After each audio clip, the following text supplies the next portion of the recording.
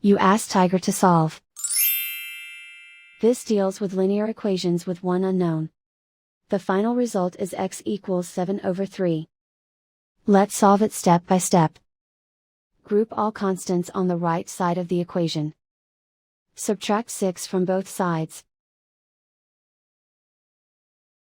Group like terms. Simplify the arithmetic.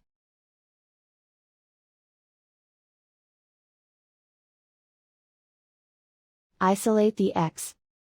Divide both sides by 15. Simplify the fraction. Find the greatest common factor of the numerator and denominator. Factor out and cancel the greatest common factor.